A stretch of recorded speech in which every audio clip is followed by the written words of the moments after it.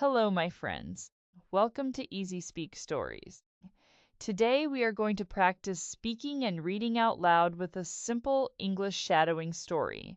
First, listen carefully and read the words on the screen. Then, play the video again and speak with me. Try to copy the pronunciation, rhythm, and feeling. Do not worry about mistakes. Clear and confident English grows one sentence at a time. Today's story is called The Last Train Home. It is about Daniel, a young office worker who misses his usual train after a difficult day. One small act of kindness changes his entire evening. You will learn useful English for train stations, asking for directions, offering help, and dealing with an unexpected problem. Are you ready? Let us begin. My name is Daniel, and I work in a busy office in the center of Brighton. On most weekdays, I leave work at 6 o'clock and catch the 6:20 train home. The journey takes 35 minutes. I usually sit by the window, listen to music, and watch the city lights disappear behind me. But one cold Friday evening, everything goes wrong. At 5:45, my manager asks me to finish an urgent report. It will only take 15 minutes, she says. I look at the clock and feel worried. My train leaves soon, but the report is important. No problem, I reply. I will finish it before I leave. The task takes much longer than expected. First, the computer stops responding. Then I discover two incorrect numbers in the report. By the time I send the final version, it is 7:15. I grab my coat and run out of the office. Outside, the wind is strong and icy. Rain hits my face as I hurry toward the station. When I reach the main entrance, I am breathing heavily. The departure board shows that the 7:30 train is delayed by 10 minutes. I smile with relief. For once, a delay is good news. I buy a ticket from the machine and walk quickly to platform 4. Many people are waiting under the bright station lights. Some are looking at their phones. Others are holding cups of coffee to keep their hands warm. An announcement comes over the speakers. We are sorry to announce that the 7:30 service to Westford has been canceled. Passengers should take the 8:10 service from platform 7. Everyone begins to complain. I check the time. The 8:10 train is the last direct train to Westford tonight. I have 40 minutes to wait, so I decide to buy a sandwich. Near the cafe, I notice an elderly man standing in front of the ticket machines. He is wearing a brown coat and carrying an old green suitcase. He touches the screen several times, but the machine keeps returning to the first page. He looks around nervously. "Excuse me," he says to a station employee. "Could you help me buy a ticket to Lakewood?" The employee points toward the information desk. "You need to ask over there, sir. I am dealing with another problem." The man thanks him, but the information desk has a very long line. For a moment, I think about walking past. I am tired, hungry, and worried about my own train. Then I remember my grandfather. He also finds ticket machines confusing. I walk over to the man. "Would you like some help?" I ask. His face immediately relaxes. "Yes, please. I need to get to Lakewood Hospital, but I have never traveled here before. Lakewood is not on my train line, so I study the route map above the machine. You need to take a train to North Junction," I explain. "Then you change trains for Lakewood." "Is there still a train tonight?" he asks. Let me check. I use my phone to look at the timetable. There is a train to North Junction at 7:50. The connecting train leaves at 8:35. You should arrive in Lakewood at 9:10. The man takes a deep breath. "Thank you. My sister is in the hospital and I promised to visit her tonight." I help him select the correct ticket and explain where he needs to change. His name is Arthur. He tells me that he lives in a small village and rarely travels by train. "My train leaves from platform 7, he says. "Do you know where that is?" "That is my platform too," I reply. "We can walk there together." We buy 2 hot teas and find a bench on platform 7. Arthur tells me about his sister Rose. She fell at home 2 days ago and hurt her leg. The doctors say she will recover, but she feels lonely in the hospital. Arthur has brought her favorite book and some homemade biscuits. She always looked after me when we were children, he says. Tonight it is my turn to look after her. At 7:45, another announcement plays. The 7:50 service to North Junction will now depart from Platform 2. Arthur looks confused. Did they say Platform 2? He asks. Yes, your platform has changed. We need to move quickly. Platform 2 is on the other side of the station. We hurry down the stairs and through the underground passage. Arthur walks slowly because of pain in his knee. I carry his green suitcase and stay beside him. When we reach Platform 2, the train is already there. The doors will close in 1 minute, a guard calls. We make it just in time. Arthur steps onto the train and turns toward me. Thank you, Daniel. I could not have done this without you. You are welcome, I say. Remember to change at North Junction. I hand him his suitcase and the doors close. The train pulls away. I look at the clock and suddenly realize something terrible. It is 8:04.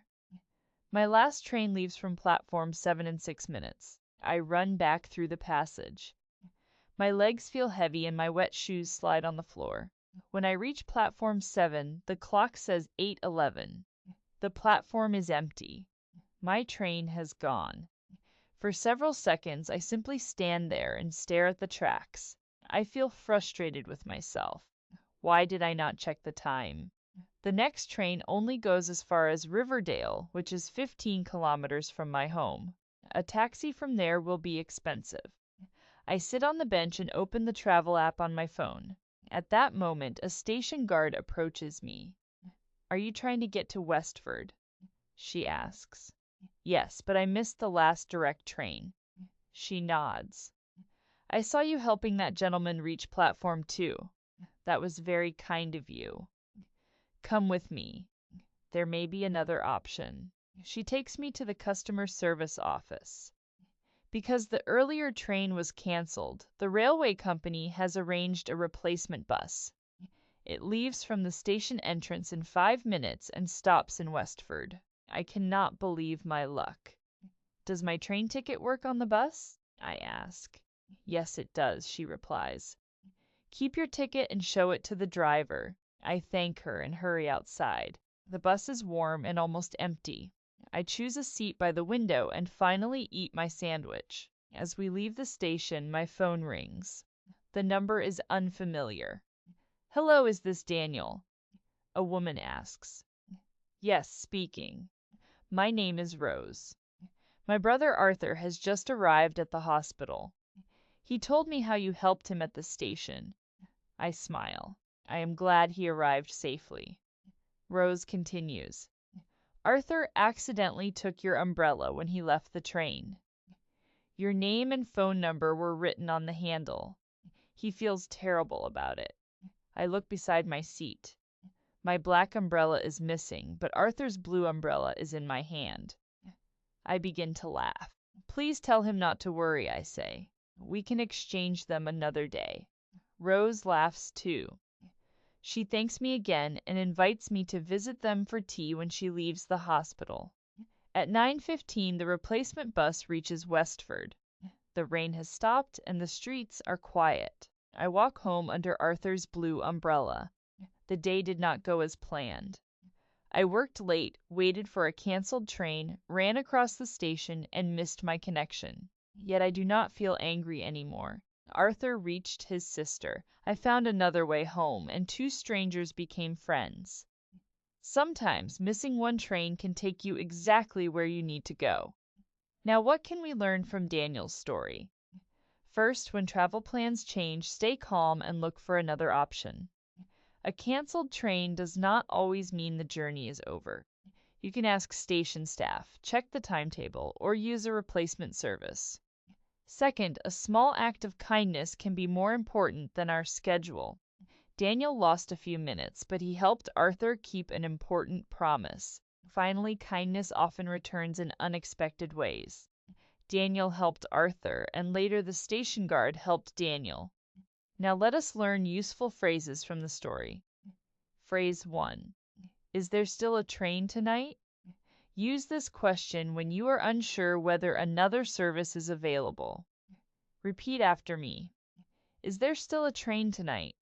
Phrase 2. Where do I need to change trains? Use this when your journey requires a connection. Repeat after me. Where do I need to change trains? Phrase 3. What platform does the train leave from? This asks for the location of your train. Repeat after me. What platform does the train leave from? Phrase 4. My train has been canceled. This means the train will not operate. Repeat after me. My train has been canceled. Phrase 5. Is there another way to get there? Use this when your original plan is no longer possible. Repeat after me. Is there another way to get there? Phrase 6. Does my ticket work on the replacement bus? This is a useful question during service disruption. Repeat after me. Does my ticket work on the replacement bus? Now let us review some important vocabulary. A departure board is a screen that shows train times, platforms, delays, and cancellations. Example. Check the departure board for your platform number. A platform is the area beside the tracks where passengers get on or off a train. Example. The train is waiting at platform 2. A connection is the next train, bus, or flight in a journey. Example. I have 10 minutes to catch my connection. A timetable is a list of arrival and departure times. Example. I checked the timetable on my phone. A replacement bus is a bus provided when a train cannot operate. Example. The replacement bus stops outside the station. Now it is practice time. Listen, then repeat each sentence clearly. Excuse me. Could you help me buy a ticket? Is there still a train tonight? You need to change at North Junction. What platform does the train leave from? The departure platform has changed. We need to move quickly. The train has been canceled. I missed the last direct train. Is there another way to get there? Does my ticket work on the replacement bus? Keep your ticket and show it to the driver. I am glad you arrived safely. Excellent work. Watch this lesson again and speak at the same time as the narrator. Copy the sounds, pauses, and rhythm. On your third practice, try speaking without reading every word. 10 minutes of shadowing each day can make your English clearer and more natural. Thank you for learning with EasySpeak Stories today. If this lesson helped you, please like the video and subscribe for more easy English stories. Keep listening. Keep reading. Keep speaking. See you in the next story.